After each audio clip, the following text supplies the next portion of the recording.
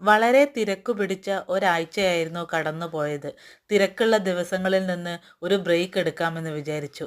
അതിനുവേണ്ടി കാപ്പാട് വരെ ഒന്ന് പോയി, ബീച്ച് കാണാൻ വേണ്ടി. മഴക്കാലമായതുകൊണ്ടാവാം ബീച്ചിൽ തിരക്ക് കുറവായിരുന്നു. ആളുകളെല്ലാം അധികം ഉണ്ടായിരുന്നില്ല. ഞാനും എൻ്റെ അനിയനും അവൻ്റെ ഭാര്യയും അവൻ്റെ മകനുമായ വാവാച്ചിയും കൂടിയാണ് ബീച്ച് കാണാൻ പോയത്. മഴക്കാലമായതുകൊണ്ടാവാം കടലിന് രൗദ്രഭാവമായിരുന്നു. ആ രൗദ്രത കാണാൻ ഒരു പ്രത്യേക ഭംഗിയുണ്ട്. അടുത്തുള്ള കടകളിലെ ഉപ്പിലിട്ട നെല്ലിക്കയും പേരക്കയും ക്യാരറ്റും പിന്നെ തൂക്കിയിട്ട കടലകളും എല്ലാം എന്നെ മാടി മാടി വിളിച്ചു, എന്നെ പ്രലോഭിപ്പിച്ചു. പക്ഷേ തൽക്കാലം അതൊന്നും വാങ്ങുന്നില്ല എന്ന് ഞാൻ തീരുമാനിച്ചു. കടല് കാണാൻ വന്നാൽ കടലിലേക്ക് ഇറങ്ങണം, കടലിൻ്റെ കൂടെ കളിക്കണം, അതാണ് നിയമം. അങ്ങനെ തിരയിലേക്ക് ഇറങ്ങാമെന്ന് ഞാൻ തീരുമാനിച്ചു.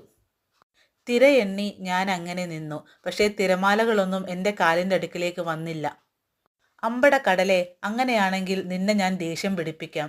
ഞാൻ കടലമ്മ എന്ന് പൊഴിയിലെഴുതി. കടലമ്മ എന്ന് എഴുതിയ താമസം തന്നെ ഒരു തിരമാല വന്ന് അത് മായ്ച്ചു കളഞ്ഞു. കടലിനോടാണോ കളിക്കുന്നത്? വേണ്ട വേണ്ട.